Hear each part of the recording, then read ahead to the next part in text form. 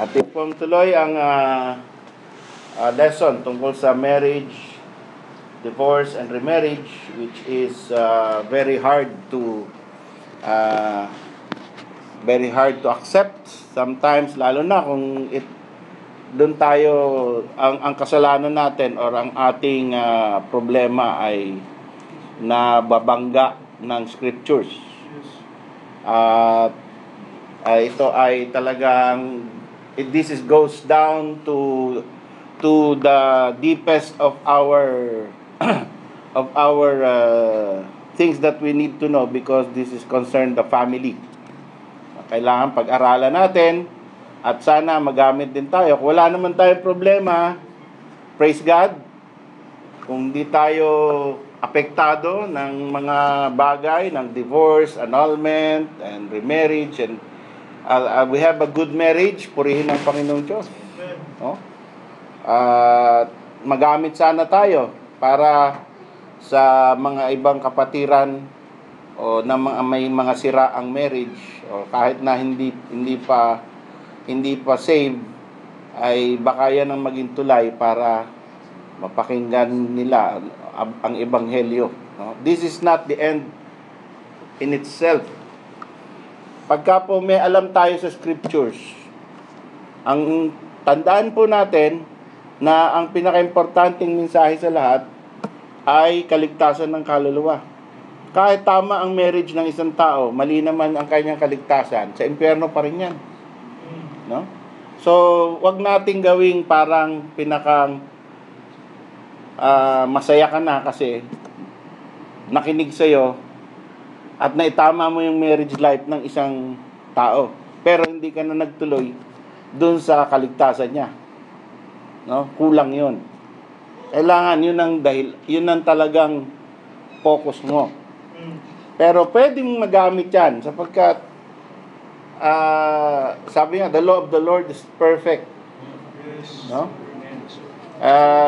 It enlightens our souls. So pagka nagkaroon niya ng ilaw, kahit anong topic sa scriptures, nagkaroon ng ilaw, parang that is an open door para pumasok tayo at sabihin naman natin yung gospel. Amen. So kailangan alam natin na iyan ang objective natin. Okay? So ito yung mga tanong na ating gustong sagot, at yung iba pang tanong tungkol dyan, related questions. And our lesson today is Deuteronomy 24:1, wherein sinabi diyan na pagka daw ang isang lalaki ay kumuha ng asawa at dumating ang panahon na hindi na siya masaya, wala na siyang amor, ika nga. Parang kahit anong reason niyang sinasabi dito, no? Pero actually, merong mga valid reasons. This is just a principle. This is not the details. So, wag nating gawing parang basis yan. Hindi. Bakit ka makikipag-iwalay sa akin? Hindi na ako nasisihan sa iyo eh. Hindi ganon. May mga underlying pa yan na malalalim. So, this is just the general description, because that is not the emphasis, not the favor. But the process. Ano ba yung pamamaraan? Kaysa mag-away kayo araw-araw, magpatayan kayo, ano ba yung pamamaraan na binigay ng Panginoon? He may write. No? Let him write. O hindi sinabing he must write. No? Let him, ibig sabihin, kung gusto niya, di sige. Yung lalaki, actually, this is a male-dominated rule. Wala tayong magagawa doon. That is the way that the Lord has made it. Hindi niya sinabing, or also let her write him. Walang ganon eh. So this is a really, kung may magsasabi na, ba't ganon ang Panginoon masyadong pabor sa lalaki? Yun ang gusto niya eh. Wala tayong magagawa doon. No? Dapat din natin tatawaging, ano tawag doon? Misogynist. Or, ano pa isang term? Chauvinist. ang Panginoon or ang Christian religion or ang pastor na nagtuturo. Hindi, kung ano yung nakasulat, yun lang tuturo natin. And then, galing sa bibig ng Panginoon, galing kay Moises, na ang lalaki ang mayroong. Ngayon, mali, no? Kasi yung babae, siya pang nangunguna. Divorce na tayo. Siyang may ganang magbigay ng letter. At kagaya ng ibang pastor na narinig ko, sa California daw, hindi niya akalain, divorce na pala siya. Dinivorce siya ng asawa niya. Doon pala, merong no attendance divorce. Sipin niyo yun? It has come to that kind of meron silang no fault divorce. That is already wrong and the worst kind of divorce. No fault divorce. For anything. Because I just want to break the marriage. O hindi mo na kailangan malaman kung ano. I want to break class. Finish. Pero this time, nung no fault divorce ginawa, kailangan at least magpunta kayo sa court dalawa. Ngayon, may bago silang invento, no attendance divorce. Mail order divorce. Papadala na lang sa iyo ng mail, you are already divorced without your consent. No? Hindi niya nalaman na dinivorce na pala siya ng asawa niya. Nagpadala na lang ng mail. So, yun. It led to adultery. Kaya dito proper, no? Yung lalaki susulat ng bill of divorcement that bibigay niya sa babae. Tapos, pwede na siyang hindi na pumunta doon sa bahay. Baga, okay na. So, usually kasi noon, ang lalaki ang may-ari ng bahay. Yan ang talagang, Kaya, send her out. And then, when she is paano kung ang babae may-ari ng bahay? You get out. I divorce you, I get out. Yeah. So, di ba sa Amerika, ganun, maalis yung lalaki. Yung babae, iniiwan. Kasi alam na yan ang law. Now, when she is departed out of his house, she may. It is not a must. Again, look at the word. It is a may. It's a permission. It is not a command. No, hindi yan command na, pagka wala kang asawa, mag-asawa ka agad. No. Kung gusto niya o kung nagkataon na kailangan niyang magkaroon ng asawa ulit at may nanligaw sa kanya at gusto niya, okay, pwede na maging asawa siya ng ibang lalaki. Pero, di ba sinabi natin na sino man ang gumawa niyan ay adultery. Kasi sinabi ng Panginoon. So, mamaya ulit yun. Reviewin natin yun.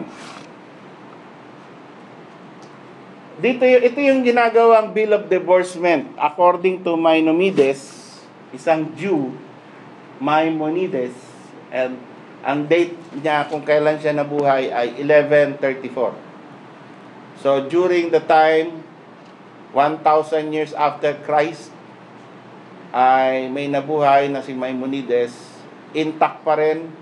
Wala na sila ron sa Promised Land. They are already spread in Germany, andito siya sa Amsterdam, Russia, kung saan-saan na sila nagkalat. Pero ang notable dyan ay yung batas ng mga Jews, yung Book of Moses, hawak pa rin nila. Yung Book of Isaiah, lahat ng mga books ng Old Testament, hawak pa rin nila. Hindi sila nagkawatak-watak. Kaya, sabi nga nila merong Jew sa Germany at saka Jew sa Russia. Nung nagkita yung kasulatan, ang layo na nun at ang tagal. Nung nagkita yung sinulat, yung kinopya mula sa Old Testament times na scriptures. Yung kinopya sa Germany at yung kinopya sa Russia, nung pinagsama, konti lang ang mga kuwit lang ang mga pagkakaiba. Parehong-pareho. Isipin mo yan. Sabihin, they have really kept the Word of God. Hindi talaga sila bumitaw. So, ito yung example ng letter of divorcement na we can also reasonably, although this is not scripture, we can also reasonably understand or claim na ganyan yon since the time of Moses. Ganyan yung ginagawang letter of divorce. May date on the 4th day of the week, 11th day of month Sisliu. May year 5,454. Ano yung 5,454? Bakit ganun ang year nila? From the beginning, from Adam. Yan ang computation nila, from Adam. No? So, yung 1134, yan yung 5,454. Sipin mo? Oo. So, doon sila, yung date nila. 5,000 years old na ang earth. Okay. From the creation of the world. Ayan, no? From the creation of the world. According to the computation which we follow here in the city of Amsterdam, which is called Amsterdam, yun ang unang pangalan pala nun.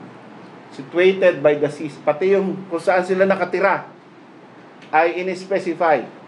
Para walang pagkakamali. Ikaw ba yung asawang divorce? Di yata ikaw eh. Saan ka nakatira? Dito. Ayan. Okay. Ako, ayan. Si Abraham, pangalan niya, son of Benjamin, surname Wolfius, the priest, this time dwelling in city of Amsterdam. If I have any other name or surname, parents, place, without any compulsion, I put away, dismiss, divorce, my wife, Rebecca. Yan, ganun ang katindi yun. So, yan yung letter of divorcement. Huwag niyong kokopyahin yan kasi hindi naman kayo mande-divorce, diba? Bawal sa atin yan. So, sinasabi ko lang na yan yung kanilang letter. Tapos may witness, yan. Shall tell the son of Paltiel, witness. Kalonimus, the son of Gabriel, witness. So, may witness pa yan. Tapos, merong seal yan. Papadala niya sa asawa niya. At sasabihin, sige, huwag ka nang bumalik dito sa bahay. Hindi na kita asawa. Pwede ka nang mag-iasawa ng ibang tao. Ng ibang lalaki. Okay, so that's an example. Ngayon, ano nangyayari after divorce? Kanina, Deuteronomy 24:1 at saka 2. Ngayon, dito naman tayo sa 3 at saka sa 4. Anong sabi dyan? Pagka naging asawa na siya ng iba, tapos yung bagong asawa niya, yung pangalawang asawa niya, nung babae, ay ayaw din sa kanya. Talagang pasaway na babae siguro. Kawawa naman, ano. Pero mo, pinagpasahan na nga, ayaw pa rin susunod. Okay? At siya'y dinivorce din. Okay, so second divorce ng babae. Or namatay. Okay, so dalawang sitwasyon. Either dinivorce din siya or namatay siya. Ano ang rules? Yung dati niyang asawa, hindi na siya pwedeng bumalik doon. Bakit? Ba't di siya pwedeng bumalik? Ha? Yun. After that, she is defiled. Asan yung defilement? Kasi naging asawa siya ng iba. Kung hindi siya naging asawa ng iba, hindi siya defiled. Malinaw? Okay? So, ang defilement, spiritual yun. Hindi naman yun physical. Kasi, that is allowed. Pinayagan ni Moses na maging asawa eh. So, paano maging physical defilement yun? It is not also legal defilement. It is not a crime. Because there is a permission. So, there's no crime involved. He cannot be stoned to death. There is no physical defilement involved. Even though sumisiping na siya sa ibang lalaki, it's not a physical defilement. But it is a spiritual defilement. So, ang talaga, ang Panginoon, from the beginning, even from the time of Moses, ay tinatrato niya na ang remarriage ay defilement para sa babae. Yun. Bakit babae lang?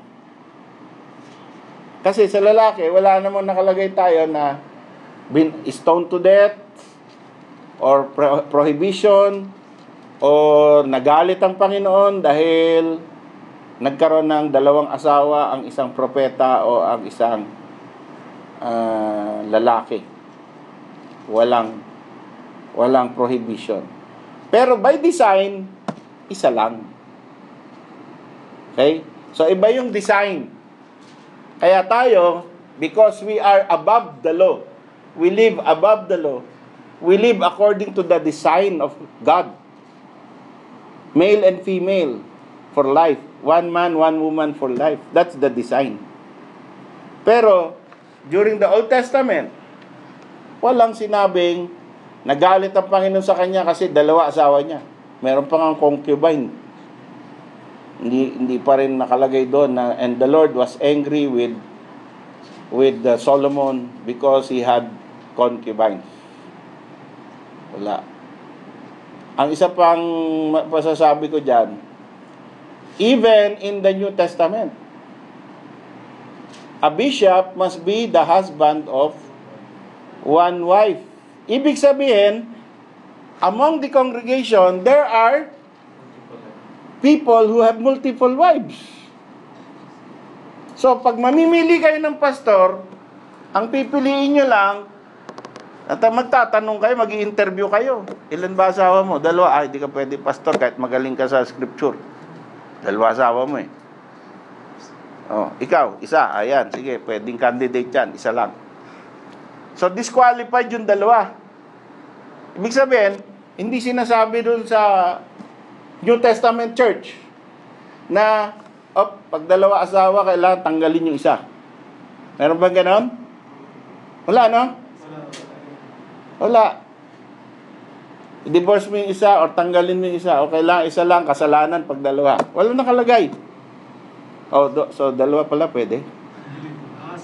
Hindi, kasi nga according to design tayo eh. Okay. So according to design tayo. Doon tayo sa mas higher na pamantayan ng Panginoong Kristo. Pero yung babae, pagka buhay pa yung isa niyang asawa, pagkatapos ay nagpakasal siya, ayun, defiled. At saka, ito pa isa matindi. Thou shalt not cause the land to sin. Ibig sabihin, pagka iyan, bumabalik sa asawa, tapos kinukuha mo uli, the land is sinning. Yung lupain, yung bayan, kung saan nga nakatira. Yung bansa, kung saan nga nakatira. Pagka ganyan ng batas, na maluwag sa marriage, kung sino-sinong asawa ng kung sino-sino, lipatan ng lipatan, balikan ng balikan, ay nagkakasala yung lupa. Hindi gusto ng Panginoon. Okay? So, malinaw na yan, no? Let's go to another. Okay, so Deuteronomy 24 is permission. It is legal permission. But it is spiritually not good. Anong sabi ng Matthew 19:7-8? Sino babasa? Tayo. Sino nandyan? 19 verse 7 and 8. They say unto him, why did Moses did command to give a writing of divorcement and to put her away?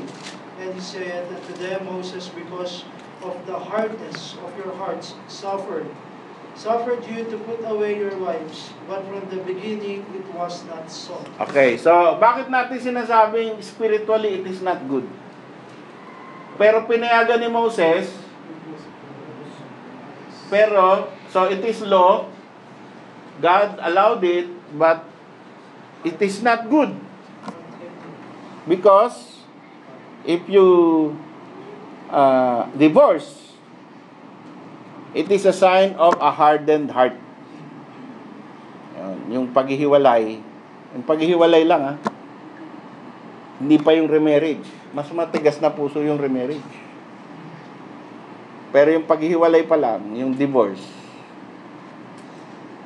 hardness of heart na yun. Kasi actually, ang ibig sabihin dyan ng divorce, hindi naman yung divorce na naintindihan natin ngayon na break of marriage. Mas mahinang klase pa yun, yung naghiwalay na kayo. Yun. Wala namang, meron ba doon na legal separation sa Bible? Wala naman eh. No? Walang ganong step. Sa kanila, pag hindi kayo nagkakasundo sa bahay, divorce.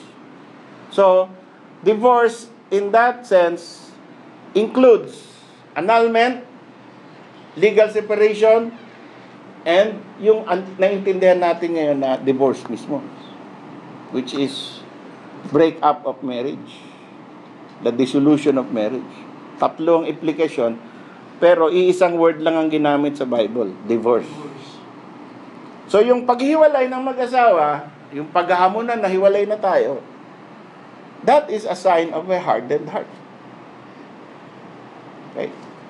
So, pagka merong naghahamunan na hiwalay, yun ang una natin agad na may spiritual problem yung pareho. Lalaki at babae, parehong may spiritual problem. Okay? Yan ang naghahamunan ng hiwalay. The wife or husband or the new husband is not penalized. Kasi nga pinayagan ng head of state. Ang head of state noon, si Moses. And therefore, lahat ng heads of state, so kasi tatlong klase ang batas eh. Ano yung batas ni Moises na anong klaseng tatlong classification ng batas ni Moises? Moral,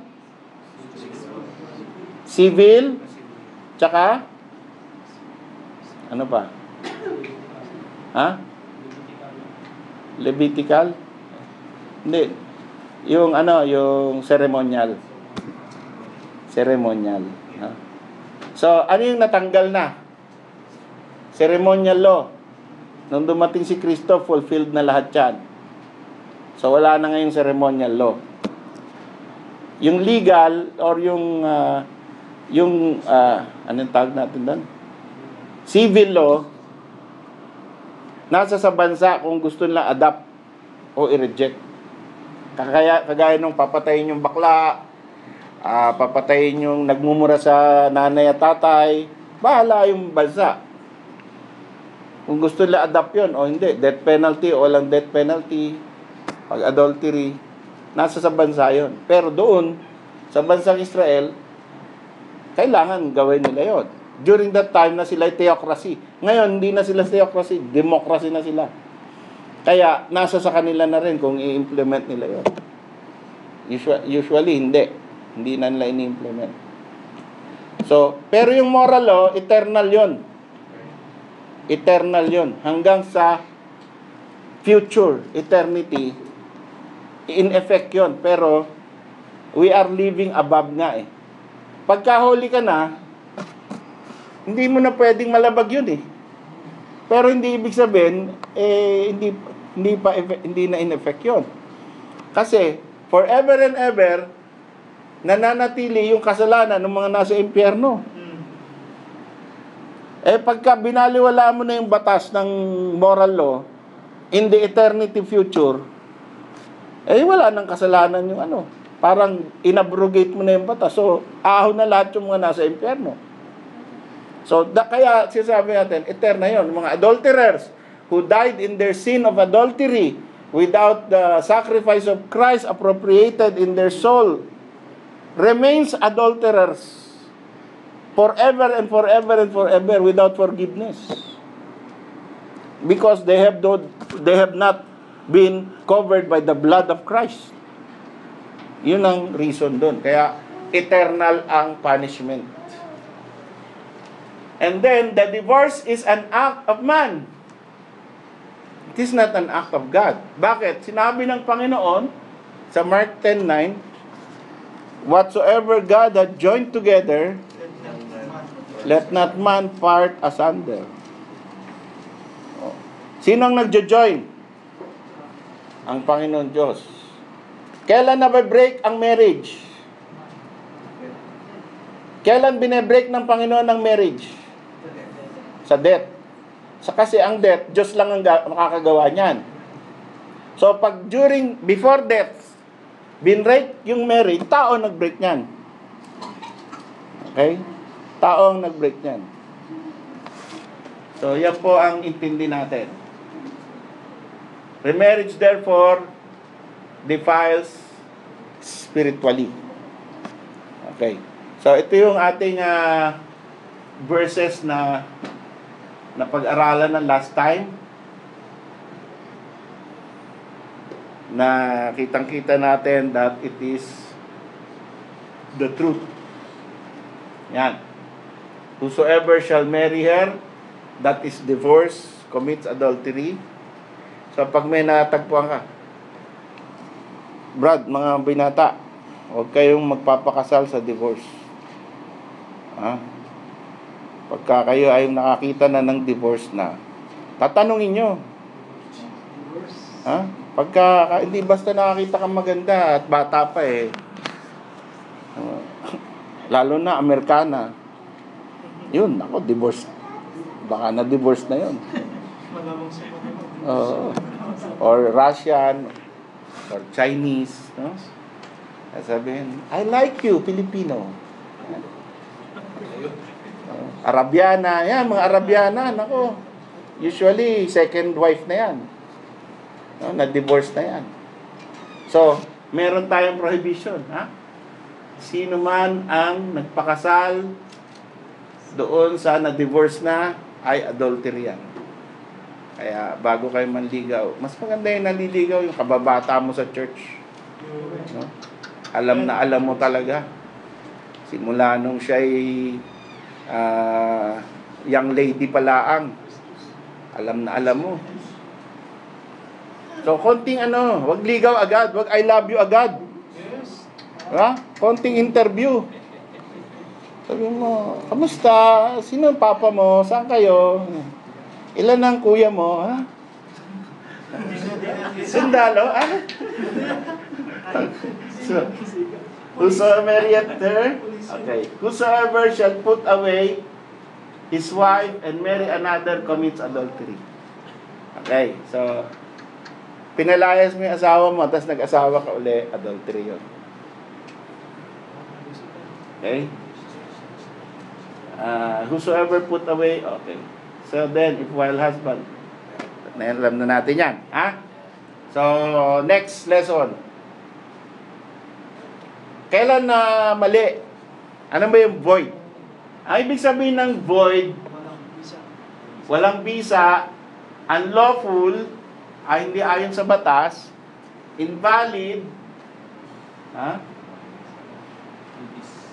It is one that is invalid from the beginning. Yes. And it is as though the marriage never existed. Para walang nangyaring kasalan. Kahit na 100,000 pa ginastos nyo sa inyong wedding. At in-invite mo pa yung mayor at presidente. Pero kung mali, mali. Yan. So, tama ba yung natin? Yung mga may asawa na, tama kaya? Baka void yung examinin.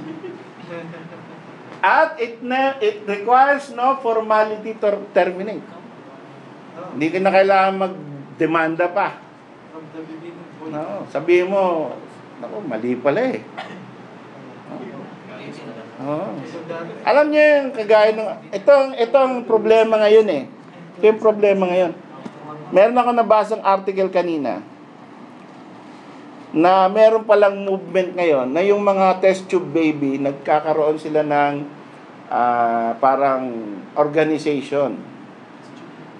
Nung nalaman nila na sila yung test tube baby, mga 30 years old na ngayon ng mga test tube baby. Nung nalaman nila, gumawa sila ng organization na sabi, stop the practice because we're not happy. Nung nalaman nila na yung tatay nila ay donation lang ng similya. Hindi pala yung tatay na nagpalaki sa kanila, hindi pala yun ang talaga nilang tatay. Donation. Tapos, yung isa naman ay ang nagluwal sa kanya sa sanlibutan ay ibang babae. Maaring tatay nga niya ito, pero nilagay sa ibang babae. Ay, hindi sila masaya.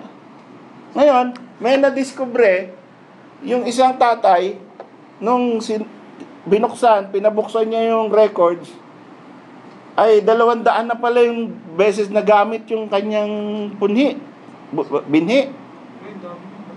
200. Ngayon, isipin mo, 200 ng anak mo, may babae, may lalaki, hindi mo kilala. Hindi rin magkakilala yon. Pero magkakapatid yun. Pag nag-DNA test yun, magkapatid yun. Kung nag-asawa yun, nadiskubre. 10 taon na sila nagsasama. Biglang nalaman, kapatid pala tayo eh. Void. May mga anak na rin. You see the complication of IVF, of test tube baby, of science. No? That is now. At kaya, hindi maganda. Kung hindi ka bigyan ng Panginoon ng anak, mag-peace. No? Mag-peace. Mag-pray. Mag-adapt. Pero yung science, medyo pwede. At the most, tulungan ka lang ng science para kayong dalawa. Yun ang at the most, at the best. No? Yung asawa mo talaga, yung binhi mo talaga, yung ano ng asawa mo, yun. Kung possible yun, okay. Pero kung sa iba ilalagay o kukuha ng iba, dalagay, naku, huwag na. That is a very, very wrong. Okay? So that's void. Ito po ang mga void. Let's go to Leviticus 18. At yung iba dito, nakakagulat.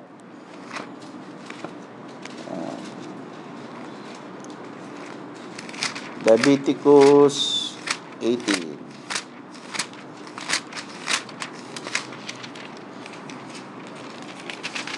Ayan. Anong sabi rito? Thou shalt not uncover the nakedness of thy mother. Ayan. Verse 7. The nakedness of thy mother or thy father. So, yung parents mo, bawal mo pakasalan. Or yung step parents mo, stepmother or stepfather, or sister, or daughter, or stepdaughter, no? Or auntie. Andito lahat. Yung auntie mo, ano pa? Ibig sabihin, ginagawa nila to dati. No? Kasi binabawal eh. Hindi. Within eh. Kasi actually, panahon ni Noah, panahon ni Lot, di ba? Panahon ni Abraham, sino asawa ni Abraham? Pinsan niya. Dito binawal. Si Jacob, yung daughter-in-law niya. Ha? Kapatid niya talaga. Basta magkakamag-anak. Kaya pinsan din buo. Pinsang malayo. Malayo na. Merong, kasi si Laban, di ba? Si Jacob yung, Jacob yung kapatid niya. Si Rebecca. Kapatid ni, sinong kapatid ni Laban? Asawa niya si Tara tayo nagkikwento sa baryo, no? Okay. So, ano pa? Nakalagay din dito, pati yung wag kang sisiping. Sa Leviticus 20, dito matindi. Ito, ginagawa rin pala ng tao. Okay? Na sumisiping sa hayop.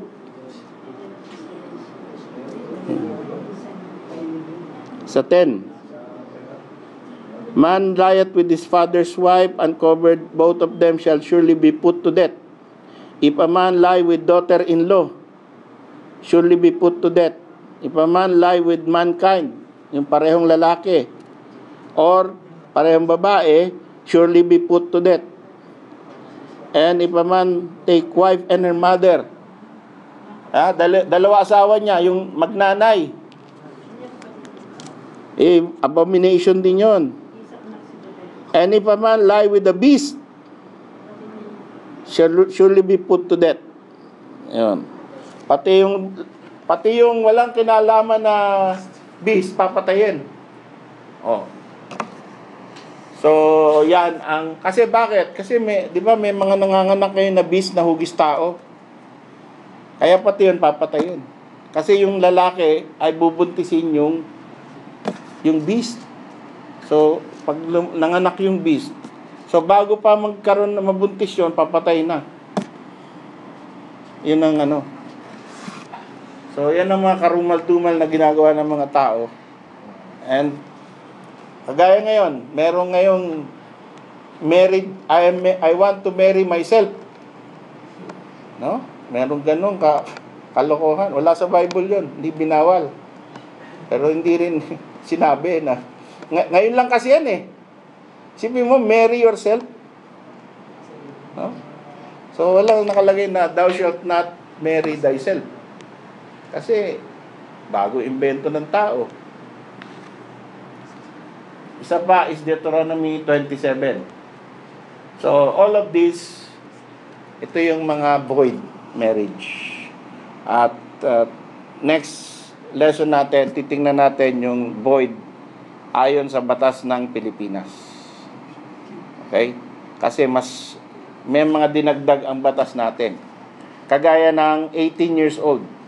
Kahit na may permission o wala, basta below 18 years old, hindi pwedeng kasal yan. Hindi pwedeng mag-asawa na yan. Kahit na gusto mo, gusto ng lalaki, gusto ng pamilya, hindi pwede.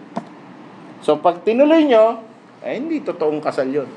Walang magkakasal nun na mayroong lisensyang magkasal. Pag may nagkasal na gano'n, tanggal yung lisensya. So, that is our law. Marriageable age. Pero nung unang panahon, kahit mas bata pa yata, 16. Si Mary, ilang taon? Hindi nakalagay, no? Hindi nakalagay, pero malamang bata pa yun eh. A young woman is already betrothed to Joseph. Si Mary, espoused to be the wife of Joseph. Okay, at noon ay pinipili ng lalaki, ng magulang ang magiging asawa ng lalaki man o babae. Ang namimili, magulang. Walang ligawan nun eh. Sasabihin lang ng tatay mo, halika, sama ka. Saan tayo punta? Basta sumama ka. Pagdating nyo rin sa kabilang bahay, ito, asawa mo. So, next year, kakasal na kayo. Ganun na eh. No? Ganun. Ano, gusto nyo ba ng ganon? Ako na mapipili sa inyo? Ha? Para simple na lang.